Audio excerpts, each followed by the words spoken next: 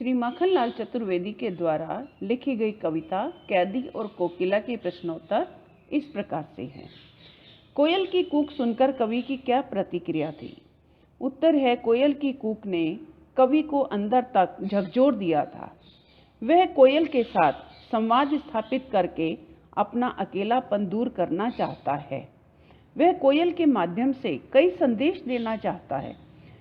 वह कोयल को अपनी वेदना बताना चाहता है और उसे आज़ादी की लड़ाई का दूत भी बनाना चाहता है। दूसरा प्रश्न है, कवि ने कोकिल के बोलने के किन कारणों की संभावना बताई? तो उत्तर है कि कवि को लगता है कि कोयल किसी का संदेश लेकर आई होगी। कवि को ये भी लगता है कि कोयल वहाँ पर विद्रोह के बीज बोने आई होगी। कभी कवि को लगता है कि कोयल उसके साथ सहानुभूति दिखाने आई होगी। तीसरा प्रश्न है कि किस शासन की तुलना तम के प्रभाव से की गई है और क्यों? तो इसका उत्तर है, इस कविता में अंग्रेजी हुकूमत की तुलना तम के प्रभाव से की गई है। अंग्रेजी शासन के दौरान भारत के ऊपर गुलामी का अंधकार छा गया था। कोई भी व्यक्ति स्वतंत्र रूप से जीवन नहीं जी सकता था। अंग्रेज सरकार की कार्यप्रणाली अंधकार की तरह काली और अन्यायपूर्ण थी। अगला प्रश्न है कि कविता के आधार पर पराधीन भारत की जेलों में दी जाने वाली यंत्रणाओं को बताओ। तो उत्तर है, तत्कालीन समाज में अंग्रेजों द्वारा भारतीय कैदियों को तरह तरह की यातनाएं दी जाती थी। कैदियों से पशुओं की तरह काम करवाया जाता था। उन्हें अंधेरी कोठरियों में जंजीरों से बांधकर रखा जाता था। रहने के लिए एक तंग कोठरी दी जाती थी जिसमें ठीक से रोशनी भी नहीं पहुंचती थी। कैदियों से कोल्हू चलवाए जाते, पत्थर तुड़वाए जाते थे। उन्हें किसी से भी मिलने की इजाज़त नहीं थी। अगला प्रश्न है कि भाव स्पष्ट कीजिए। मृदुल वैभव की रखवाली कोयल बोलो तो। मृदुल वैभव की रखवाली से यहाँ कवि का आशय कोयल की मीठी तथा कोमल आवाज़ से है। उसकी आवाज़ में मिठास होने के बावजूद भी वह आधी रात को वेदना से भरी आवाज़ में चीख उठती है, तो कवि उसकी वेदना का कारण पूछता है। दूसरा प्रश्न है, हूँ मोट खींचता लगा पेट पर जुआ, खाली करता हूँ ब्रिटिश अकड़ का कुआं। उत्तर है, अंग्रेज सरकार कवि से पशुओं की तरह काम करवाती थी। कोल्हू चलवाया जाता था, पेट पर जुआ बांधकर कुएं से पानी खींचते। ऐसी विकट परिस्थितियों में भी कैदी के अंदर से देशभक्ति की भावना मिट नहीं पाती है। उसे लगता है कि कोल्हू चलाकर वह ब्रिटिश हुकूमत की अकड़ को मिटा रहा है। अगला प्रश्न है कि अर्धरात्रि में कोयल की चीख से कवि को क्या अंदेशा है? तो उत्तर है कि आधी रात में कोयल के चीखने से कवि को अनेकों अंदेशे होते हैं। जैसे शायद कोयल पागल हो गई है या किसी कष्ट में है, या उसने दावानल को देख लिया है, या क्रांतिकारियों के दुख से द्रवित होकर चीख रही हो।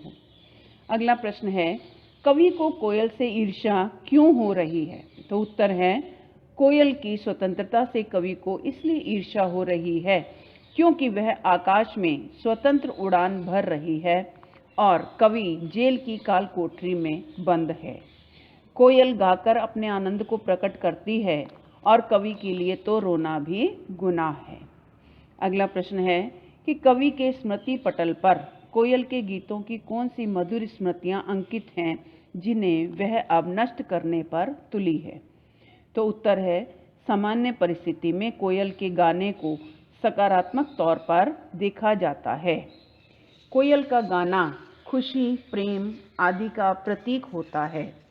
वह हरी भरी डाल पर बैठकर अपनी मधुर आवाज़ से संपूर्ण सृष्टि को अलंकृत करती है। उसके मधुर गीतों में उसकी खुशी झलकती है।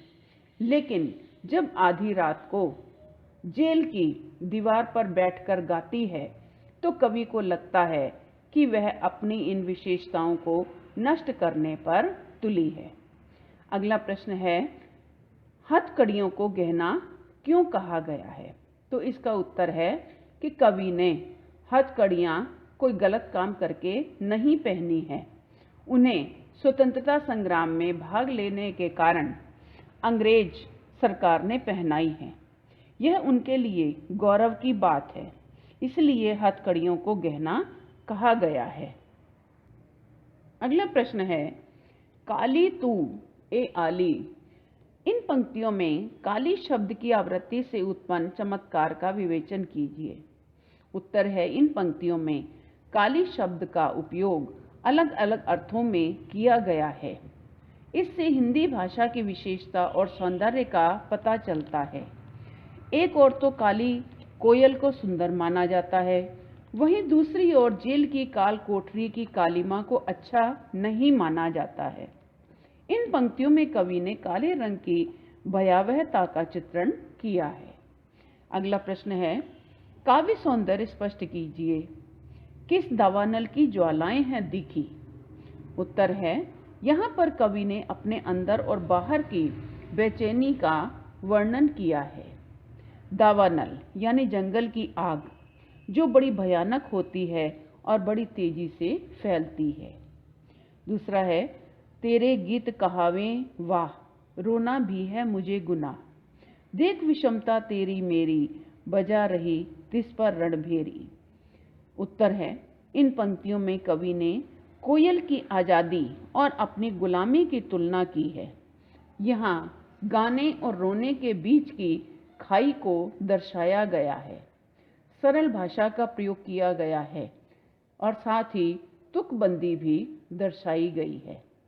अगला प्रश्न है, कवि जेल के आसपास अन्य पक्षियों का चहकना भी सुनता होगा, लेकिन उसने कोकिला की ही बात क्यों की है? तो इसका उत्तर है कि कोयल की अपनी एक पहचान होती है। उसका काला रंग उसकी सुरीली आवाज के साथ एक अजीब से मेल को दर्शाता है। कोयल के कूकने को बसंत के आगमन के रूप में देखा जाता है और इसे प्रेम का प्रतीक भी माना जाता है। लेकिन आधी रात को उसका इस प्रकार करुण स्वर में गाना आने वाले किसी संकट का प्रतीक माना है। उसकी आवाज़ अन्य पक्षियों से अधिक मधुर है, इसलिए कवि ने कोयल की ही बात कही है। अगला प्रश्न है कि आपके विचार से स्वतंत्रता सेनानियों और अपराधियों के साथ एक सा व्यवहार क्यों किया जाता होगा? तो इसका उत्तर है कि अंग्रेजी सरकार के लिए कैदी और स्वतंत्रता सेनानी एक जैसे थे। सरकार के लिए दोनों ही दोषी थे। सरकार क्रांतिकारियों की आवाज़ को दबाना चाहती थी, उनके मनोबल को तोड़ने के लिए तथा भारत पर अपनी सत्ता कायम रखने के लिए वे दोनों के साथ समान व्यवहार करती थी। तो ये थे कैदी और कोकिला पाठ के प्रश्नोत्तर। लाइक, सब्सक्राइब और कमेंट जरूर करें।